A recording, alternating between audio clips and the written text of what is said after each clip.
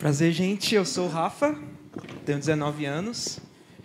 E o que eu percebi hoje na reunião? Me senti em uma igreja realmente unida e que existe uma nova geração aqui. E, de maneira profética, o Espírito Santo me testifica que, além dessa nova geração que está aqui, existe uma nova geração, que hoje, graças a Deus, eu tenho acesso, que é os adolescentes e os jovens que estão no celular. Resumindo, a pergunta que eu quero fazer para vocês, se puderem me responder, Mateus também, como eu posso compartilhar mais virtude com essa nova geração? Ponto.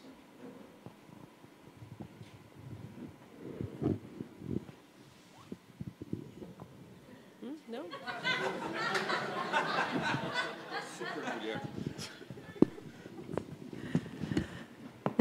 Eu continuo, e essa é a minha visão disso, eu continuo insistindo que o solo fértil é a relação, é o relacionamento, são os vínculos, né? Eu acho que a gente vive uma geração sobrecarregada de informação. O pessoal já tem informação, gente. Hoje vocês entram na internet, vocês assistem o que vocês querem, vocês baixam tudo que vocês precisam, né? Exatamente, no volume que quer, na velocidade que quer. Então, eu sinto que falta um lugar sólido, relacional, falta vínculo de amizade, falta trazer essas pessoas para perto, falta escutar os desafios que eles estão vivendo, né, nessa geração, que não são poucos, né? Nessa questão de não ter um parâmetro, não ter um foco, né, de poder ser quem você é, né? A Sarah Williams, que é uma pessoa que a gente gosta muito, uma professora, ela fala sobre essa fluidez dessa geração, essa fluidez de identidade, né? Isso deixa qualquer um desorganizado, perdido, gente. Você pode ser quem você quiser, você pode inventar quem você é, né? Isso parece muito lindo na propaganda, né? Que maravilha, eu posso ser quem eu quero, né? Posso ser qualquer coisa, mas é completamente angustiante, né? Eu trabalho muito com adolescentes e a angústia, né? Os índices, eu nem preciso falar para vocês, os índices de ansiedade, de depressão, de automutilação, de suicídio, é uma coisa assustadora, né? Uma falta de sentido, uma falta de conexão. Então, eu acho que, a partir do momento que a gente se aprofunda na nossa vida cristã, de maturidade, de vida com Deus, experimenta disso, né? E traz esse pessoal para perto, né? E escuta sem julgamento, né? A gente não vai deixar de falar a palavra, não vai deixar de falar o que a gente acredita, mas essa escuta faz toda a diferença, gente. Né? Eles poderem estar nesse ambiente de acolhimento, né? Encorajar as iniciativas criativas, né? Eu falo que, para muitas pessoas que trabalham com jovens e adolescentes, tentar enfiar eles numa caixinha é muito complexo, não dá para enfiar na caixinha, gente. Né? E tem tanta coisa bonita na adolescência também, né? Nas gerações mais novas. Então, eu sempre acho que é trazer para perto e andar junto. Rafael, você falou que tem 19 anos. Você estuda? Você não está em escola nenhuma? Não de maneira convencional, não, mas você estuda. Ou não estuda nada? Eu estudo sobre marketing. Tá bom. E aí você tem uma rotina de estudo? Sim. Você tem um ambiente relacional assim, de estudo? Você convive com outros jovens da sua geração? Só na internet. Tá bom. E como você quantifica? Você tem Instagram? Quantos seguidores você tem no Instagram? No Instagram? 18 mil. Então, beleza. Você respondeu o que eu queria perguntar. Você tem 18 mil seguidores no Instagram, certo? E é bem provável que, se você esbarrar em qualquer um de nós vamos obrigar você a ajustar a sua agenda para ajudar a gente a salvar uma congregação de, na melhor das hipóteses, 600 pessoas. Média brasileira, 150. Então, alguns líderes da nossa geração, no ambiente devocional, vai pegar um cara que hoje é uma referência de informação e valor de 18 mil pessoas só no Instagram, e vamos ocupar a cabeça dele e mente para ele ajudar a gente a salvar uma congregação 600. Sendo que a gente devia pegar a nossa congregação e fazer o seguinte: o que você está precisando para cuidar dos seus 18 mil? Como é que nós podemos ajudar você a resolver sua dor toda vez que você tem que conversar com eles? Qual é a sua dor? Qual é a sua dificuldade? Qual é o seu dilema? Porque não é o mais velho que tem que convidar você para sentar, para ficar me escutando. Isso não está na Bíblia. É o mais novo que vai pegar na mão do mais velho e levar ele a um lugar que ele não quer.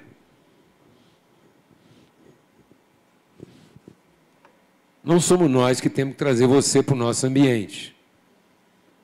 A gente só vai conseguir ter saúde se você pegar na nossa mão e nos obrigar a fazer tudo que nós fazemos até hoje, fazer sentido no seu ambiente. Amém? Então tá aí, ué. Assim. Pega na nossa mão e nos obriga a ir lá ajudar você a cuidar desses 18 mil. Antes que a gente arrume tanto serviço para você, que daqui a pouco você não sabe mais o que conversar com eles.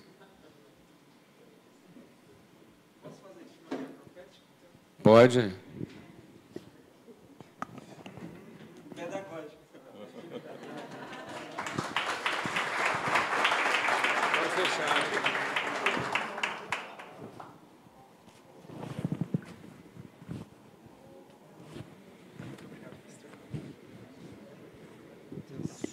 Eu acho que uma questão que me salta numa pergunta como essa é que nós vivemos no meio de uma cultura tecnológica uma crise de pessoalidade. Perdemos a pessoalidade e nos tornamos técnicos. E isso cria um abismo enorme. Uma vez um capelão de um seminário chegou para esse meu amigo e perguntou o que eu poderia fazer para que os alunos do seminário orassem mais. Eles chegam aqui orando muito e terminam orando muito pouco. O que a gente poderia fazer para despertar neles essa virtude da oração? Vamos usar essa expressão. Não gosto muito, não, mas vamos usar. E ele olhou bem nos olhos desse capelão e disse assim: isso nunca começa com os alunos. Ou seja, às vezes nós queremos transmitir alguma coisa sem a pessoalidade. Fazer isso, seja virtualmente ou de algum outro mecanismo, sem um envolvimento pessoal. Ou seja, compartilhar ou transmitir virtude ou o fruto do Espírito para um grupo, para outras pessoas, isso demanda relações pessoais. Tudo bem, às vezes elas podem acontecer com algum recurso tecnológico, mas nós não podemos perder de vista a importância da pessoalidade numa cultura tecnológica. A tecnologia tirou de nós a pessoalidade. E isso tira de nós a possibilidade daquilo que envolve esse longo processo de formar imitadores de Jesus Cristo. Paulo não disse sejam imitadores de Jesus Cristo, embora em algumas ocasiões ele tenha dito isso, mas ele disse sejam meus imitadores como eu sou de Cristo. Como que alguém pode me imitar ou imitar você sem uma relação pessoal? A relação virtual cria admiradores, não imitadores. Assim, como isso aqui é uma mesa de conversa, e nós vamos ter conversas que vão esticar nossas cordas. E aí, dentro do que o Ricardo está dizendo, eu diria, assim, evoluindo o pensamento dele, que a tecnologia não substituiu, ela não tirou a nossa pessoalidade. Ela revelou a nossa impessoalidade. Se houvesse a relação pessoal, a tecnologia não teria tirado isso. A tecnologia veio mostrar o quanto impessoal a gente era, porque a gente se valeu dela para continuar sendo impessoal. Porque eu preciso lembrar que o Novo Testamento inteiro foi estabelecido a partir de um recurso tecnológico chamado carta. O conteúdo do Novo Testamento, quase todo, Evangelho de Lucas, Evangelho de João, livro de Atos, todas as cartas de Paulo. E quando finalmente Jesus resolveu registrar o que ele sabia para a igreja, foi através de um recurso tecnológico chamado carta. Paulo mandava uma carta para uma igreja e depois essa carta rodava as igrejas. Essa carta levava 6 meses para chegar lá.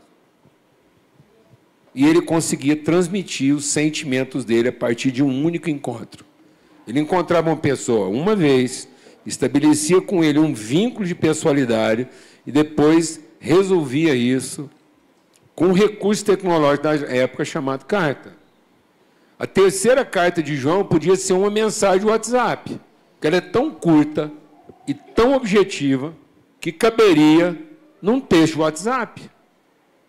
E o texto de WhatsApp da terceira carta de João é para dizer o seguinte: eu sou ancião da igreja, eu estive com Jesus, uma igreja plantada por quem? Por Paulo, pastoreada por Timóteo, e agora sendo cuidada pelo apóstolo João, que teve a revelação das últimas coisas. E aparece lá um idiótrofes, que é um presbítero da igreja, que se levantou num sistema estabelecido pelo Paulo, e se valendo da impessoalidade do processo, ele proíbe o apóstolo João de frequentar um culto ou hospedar na casa dos irmãos. E o irmão que recebesse o apóstolo João na igreja de Éfeso, em casa, era expulso da congregação. Sabe quanto tempo levou isso? Da morte de Jesus até essa barbaridade? Menos de 70 anos. Então não acorda não para você ver. Vai tentando montar a igreja bem estruturada e organizada que você almeja. É a igreja de Éfeso. Uma igreja tão organizada e tão bem feita que ela não precisou mais dos seus afetos. E aí o João tem que usar de um recurso tecnológico para dizer o quanto impessoal essa igreja se tornou. Mandou uma carta.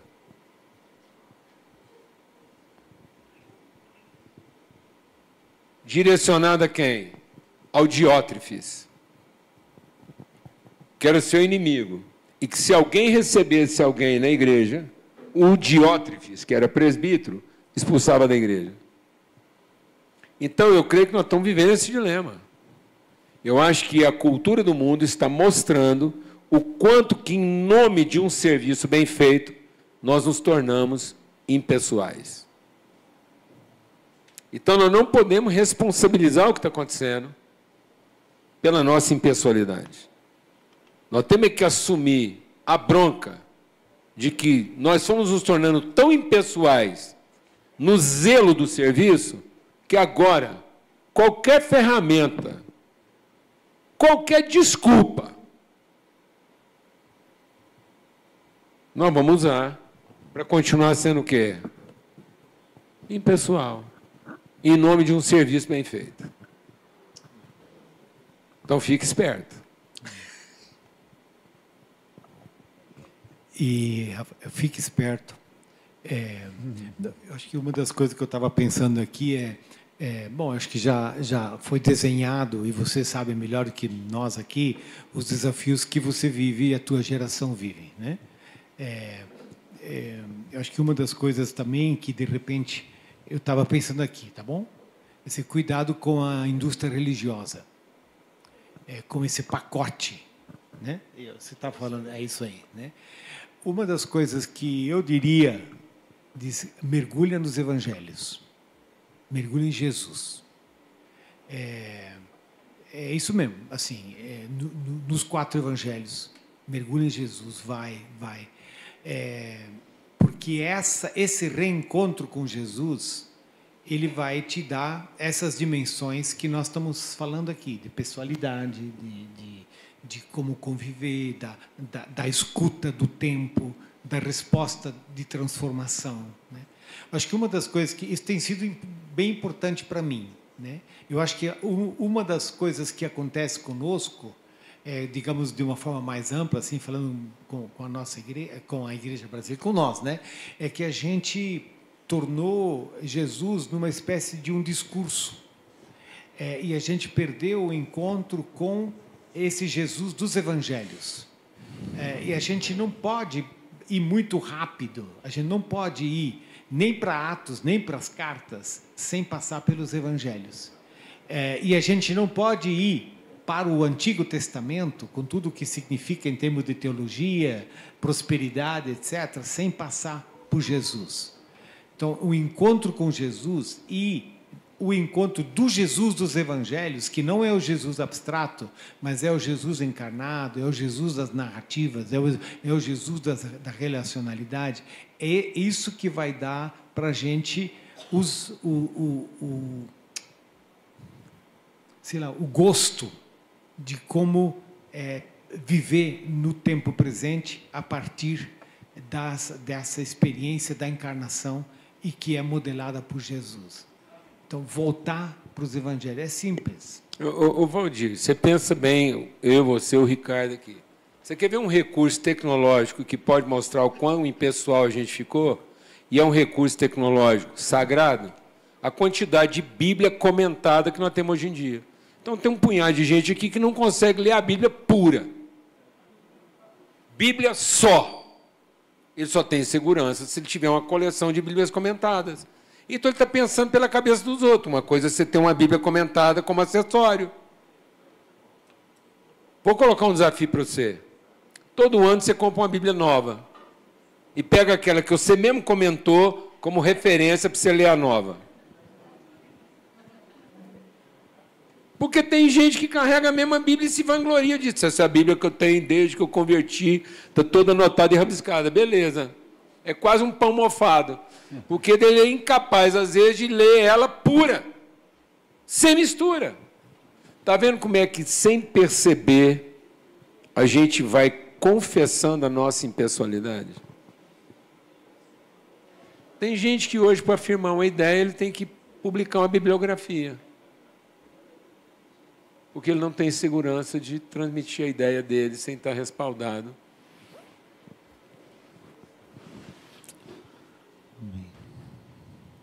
Amém? Então, acho que nós temos esse desafio aí da pessoalidade na relação. Pura, simples. Amém. Temos mais alguma pergunta? Enquanto o microfone vai. Lá primeiro. Boa tarde, gente. A minha pergunta é... A gente tem tentado refletir sobre nós, como cristãos, e como a gente consegue pegar o Evangelho e na segunda-feira, ou depois que termina o culto, a gente colocar em prática aquilo que a gente tem aprendido, né? Mas a pergunta que eu faço a vocês é em relação àqueles que nunca ouviram o Evangelho. Como é que a gente pode, ao mesmo tempo, ter essa compreensão e esse amadurecimento enquanto igreja brasileira, enquanto cristãos locais, mas pensando também naqueles que ainda não têm acesso ao Evangelho? Porque a grande comissão, ela foi também passada a cada um de nós. Como é que a gente consegue relacionar esse comissionamento de Deus sendo relevante perto, mas, ao mesmo tempo, tendo essa perspectiva daqueles povos que não têm acesso ao Evangelho?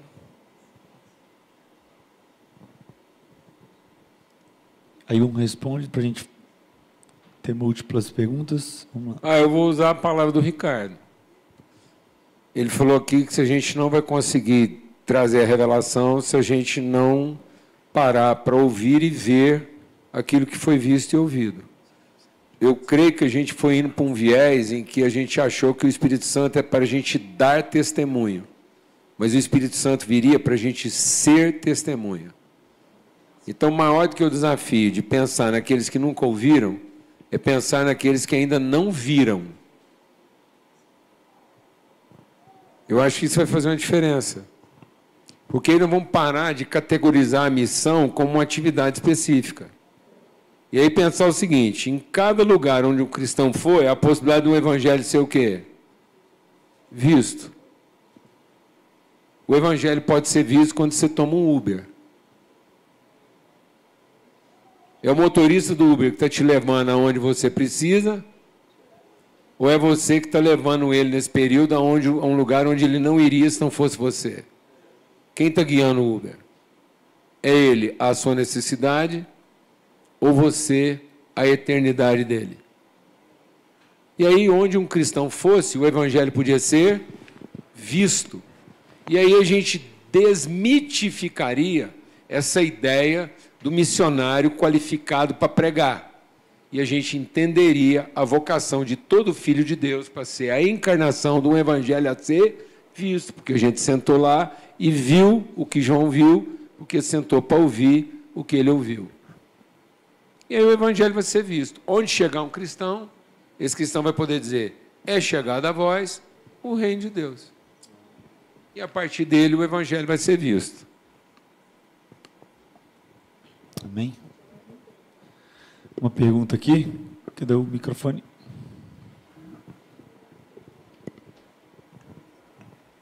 Boa tarde. Queria voltar para Lausanne. Eu nasci após Lausanne e o relato que eu li e ouvi falar foi dessa tensão que foi falada aqui na primeira sessão, né, entre Stott e Graham. E a ilustração que vem de lá como inspiração, nesse certo sentido, é dessa tensão não ter causado uma ruptura, mas abrir espaço para reflexões diferentes. Creio que Graham teve que abrir esse espaço para que a América Latina pudesse ser vista e ter voz. E fazendo uma leitura sincera do que nós somos como igreja hoje, eu vejo a igreja caminhando nessa contramão da simplicidade, da integridade, da fidelidade. Então, como causar tensão sem ruptura?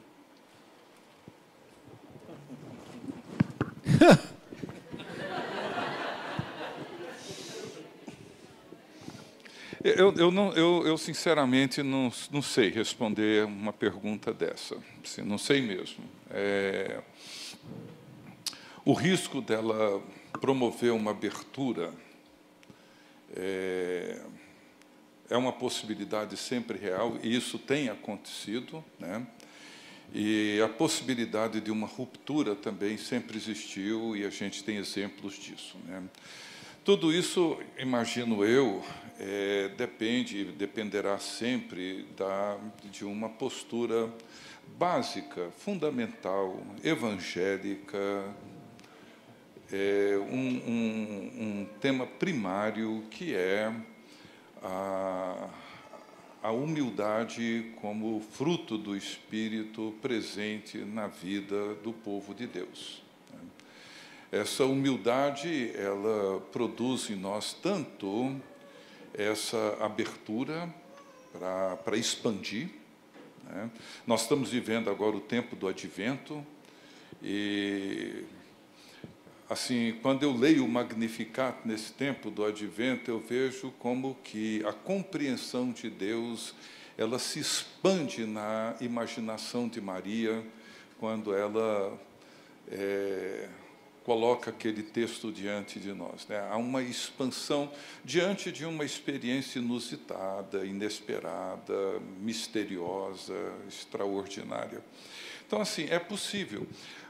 Esse processo, por exemplo, ele arrastou por muitos anos, e hoje, assim, lendo o que aconteceu já no final da vida de muitos, a gente percebe, assim, como que o Espírito Santo foi trabalhando.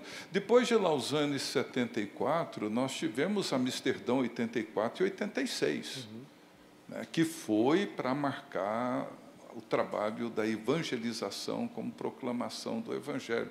Eu tive no de 86, congressos enormes, 10 mil pessoas, aquela coisa assim, né? Porque havia uma pressão muito grande pelo receio de que essa compreensão de uma missão mais abrangente, que ficou conhecido como missão integral, o evangelho todo para o homem todo, em todo lugar, havia um receio, um medo de que isso pudesse abrir possibilidades para outras dimensões mais ideológicas, políticas, etc. Então, assim, essas preocupações, eu acho que elas são muito bem-vindas, são tensões muito bem-vindas.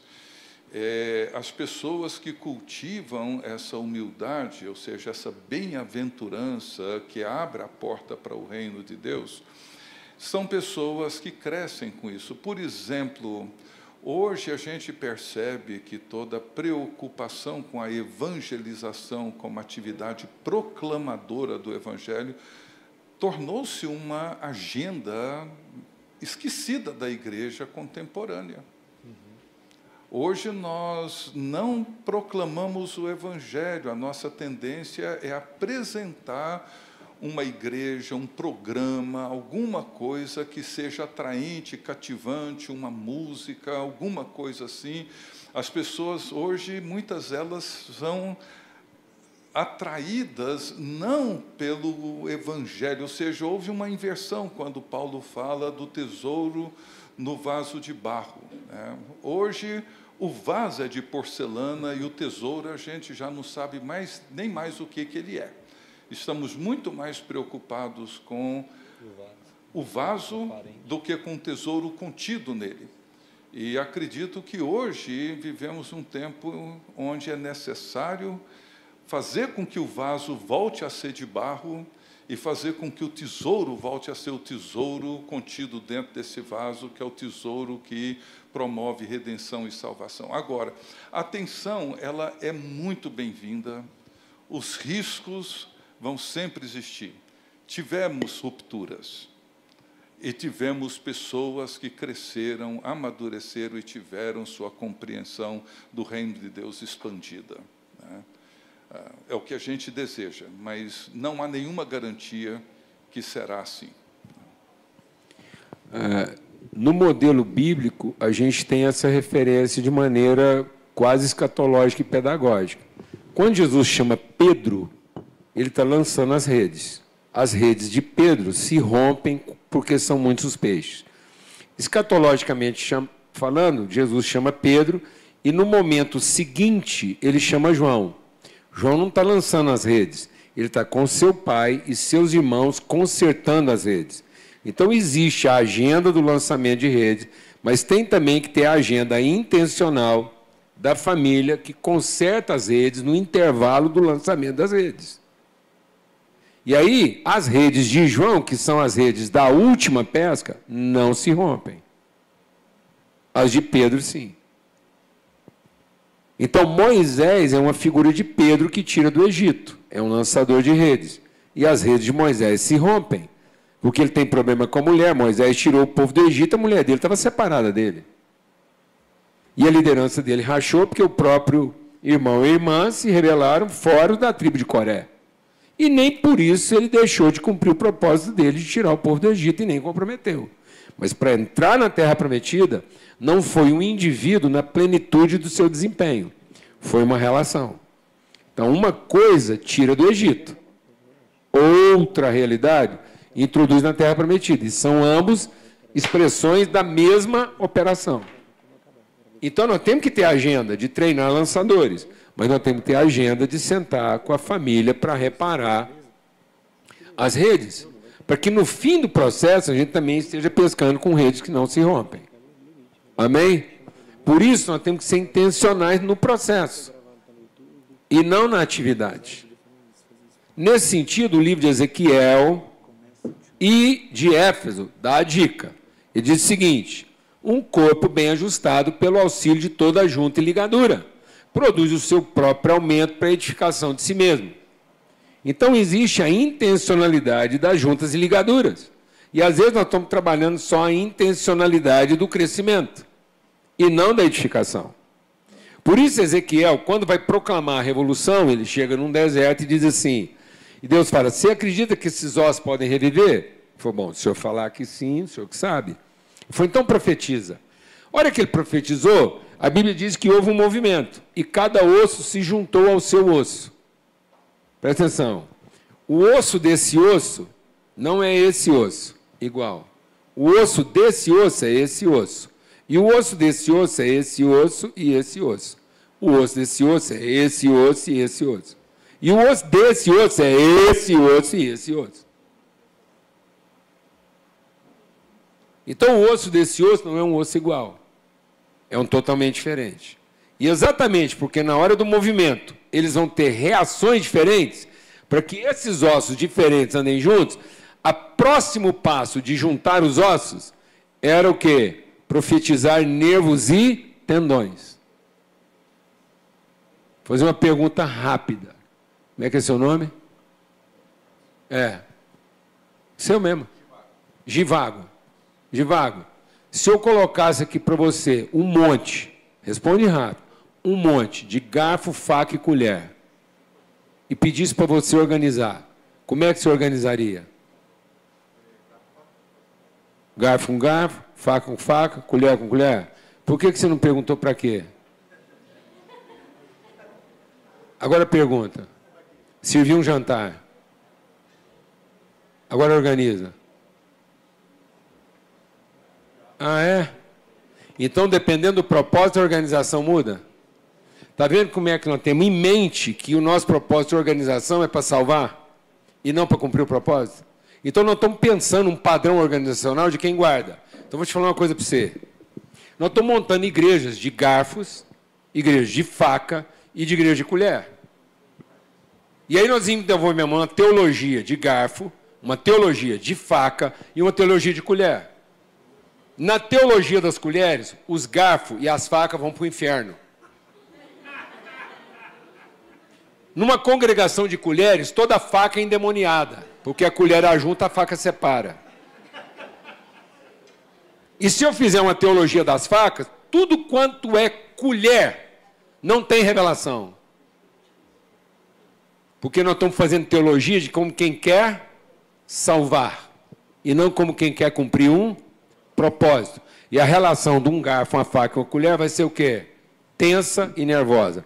Por isso que se eu não trabalhar intencionalmente nervos e tendões, sabendo que o osso do osso é um osso totalmente diferente do osso, então aqui você tem dois ossos. Aqui você tem dois ossos. E eu sou o osso do Valdir, por isso eu sou totalmente diferente dele. E ele é o meu osso, como o Ricardo é meu osso, eu sou o osso dele. Pronto. E aí o que acontece? Eu tenho que ter nervo para ficar nervoso. E tem que ter tendão para ficar tenso. Como nós não trabalhamos nervos e tendões, a gente não sabe ficar nervoso sem ficar com raiva e não sabe ficar tenso sem romper. Então, sabe por que nós estamos, gente, com raiva e com ruptura? É porque nós não trabalhamos intencionalmente nossos vínculos de uma palavra empenhada e pegamos na mão e dizemos, haja o que houver, nós mantemos a palavra empenhada. E pode ficar nervoso e tenso. Porque essa relação é para ficar nervoso e tenso. Porque é uma faca e um garfo. É uma colher e um garfo. Então essa relação é o quê? Nervosa e tensa. Se eu não tiver nervo, eu vou ficar o quê? Com raiva. E se eu não tiver tendão, eu vou romper. Quase todos os atletas brasileiros tiveram carreira curta. E não porque perderam a competência, mas porque tiveram rupturas de ligamento. Porque a gente ensinou para eles a explorar a capacidade sem trabalhar nervos e tendões.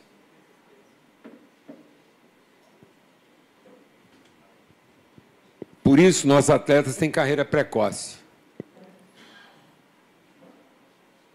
Um dos melhores jogadores de tênis do mundo parou mais cedo. Porque não sabia mais jogar tênis? Um dos melhores atletas de futebol do mundo parou mais cedo. Porque desaprendeu a jogar bola? Não, porque aqui a gente trabalha o desempenho, a exaustão, sem trabalhar o quê? As relações. A palavra empenhada e o compromisso assumido. Por isso, toda hora que tem que ficar nervoso, a gente fica com raiva. E toda hora que a gente tem que ficar tenso, a gente rompe. Amém? Porque estamos juntando garfo com garfo, faca com faca, colher com colher, juntando gente mal resolvida numa coisa que vai ser tensa e nervosa. Amém. Amém? Amém. Amém. Vamos para a última pergunta. Sei que está todo mundo assim, meu Deus, é trem demais. Você estava de pé. Cadê o microfone? Tá?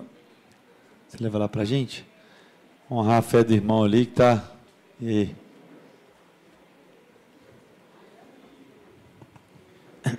Boa tarde. O café bateu, estou até com taquicardia aqui. Mas a minha pergunta é voltando ao que o Paulo Borges falou, em relação que no começo não tinha problema com Deus, mas tinha problema com a igreja. Só que me parece que nas suas falas existe ainda um problema com a igreja. Existem alguns pontos, né, que expõem alguns defeitos na igreja, e é um problema. E aí a minha dúvida é que se eu estou entendendo errado, se eu estou ficando louco, ou a caminhada do cristão é uma caminhada eterna de angústia. Porque quando você coloca diante do indivíduo a oportunidade de ser escravo, ou ser trabalhador, ele parece que sempre tende a querer ser escravo. Me parece de alguma forma é agradável e até melhor para ele, preferível ele ser escravo. E como é que a gente tem que lidar diante disso e continuar acreditando, tendo fé e convicção de que a missão do Senhor ela vai ser cumprida. Estou falando rápido, né? Eu acho. Enfim, é porque existe uma angústia na minha alma. Ótimo. E eu não sei como é que cessa isso, vai ser. É isso, a caminhada é essa. A angústia é a dor da certeza. A ansiedade é a dor da dúvida.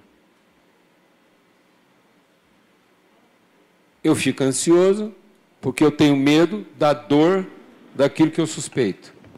A angústia é sofrer a dor do processo. Então Jesus foi angustiado, mas não ficou o quê? Ansioso. Então, para não ser ansioso, aprenda a ser o quê? Angustiado. Vai dar trabalho, vai sofrer, o nervo vai esticar e você vai ficar tenso. Mas é parte do processo. Então sofra a sua dor. Agora, se você não quiser sofrer essa dor porque tem medo dela, você vai ficar o quê? Ansioso. Porque em vez de você ter a angústia do eterno, você vai ter a ansiedade do futuro. Então, meu irmão, é o seguinte, você representa o eterno. Não esteja ansioso do futuro. Mas sofre a angústia de, num mundo que só preocupa com o futuro, você ser a viva representação do eterno. Amém? Garfos, facas e colheres é tenso, nervoso e angustiante. Mas é o processo. Senão você não vai ser irmão de Jesus, amém? Eu tenho ouvido assim muito, eu tenho ouvido muito, queria dizer duas coisas só. Eu ouço muita gente assim, frustrado e amargurado, ressentido, etc., com igreja. E eu entendo perfeitamente, sou pastor há quase 50 anos, eu sei o que isso significa e sei o que essas pessoas estão dizendo. Contudo, eu queria deixar duas coisinhas para a gente levar em conta. Uma é uma expressão que eu gostaria de ter sido minha, mas não sei nem de quem foi, li não sei aonde, onde alguém definiu a igreja da seguinte forma, que a igreja é como a arca de Noé. Se não fosse a tempestade lá fora, ninguém suportaria o mau cheiro aqui dentro. A gente precisa entender o lugar da igreja na história, e na teologia, e nas Escrituras. Por isso, a igreja está no credo apostólico. Eu creio em Deus Pai, eu creio em Deus Filho, eu creio em Deus Espírito Santo, eu creio na igreja católica, apostólica, na igreja universal, eu creio nela. E essa igreja não é platônica, não é a comunidade invisível dos santos, não. É esse lugar de homens e mulheres, gente madura, gente imatura, gente legal, gente chata, gente confusa, gente angustiada, gente doente. Esse espaço, eu entendo as frustrações, mas, por outro lado, eu temo que isso se transforme num tipo de álibi para nós justificarmos aquilo que nós estamos, pelo que eu entendi desse encontro, reagindo contra, que é a necessidade de fazermos missão em comunhão. em relacionamento. Agora, não existe relacionamento sempre fofinho, bonitinho, cheiroso, não existe. Nós nos relacionamos com homens e mulheres pecadores. E isso significa que essas marcas da queda estarão presentes. E, por outro lado, redimidas pelo sangue de Jesus Cristo, em nome de quem a comunhão se dá. Nós não temos comunhão com quem a gente se sente bem. Eu me relaciono com os meus irmãos e irmãs por causa de Jesus Cristo, por aquilo que Jesus Cristo fez em nós. Isso é um princípio de vida em comunhão do Bonhoeffer que é fundamental. Nós somos irmãos e irmãs por meio e por causa de Jesus Cristo. Nesses termos, nós nos relacionamos com irmãos de denominações distintas, experiências religiosas distintas, tradições distintas, desde que Jesus Cristo seja o fundamento dessa comunhão. Então, a igreja é o lugar onde ela acontece. Por isso que Jesus é visto sempre no meio dela. E a hora que você não estiver sentindo essa angústia, é porque você desviou em algum lugar da verdade. Então, a angústia não é a ausência da dor. É a dor segura na paz. É você ter segurança e paz para sofrer a dor. Então, a angústia não te confunde. Ela é o sinal de que você está vivendo o verdadeiro propósito. Por isso que Paulo fala, é naquilo que eu sofro pela igreja que eu me alegro, porque é onde eu posso me identificar com Cristo em favor da igreja. Aleluia.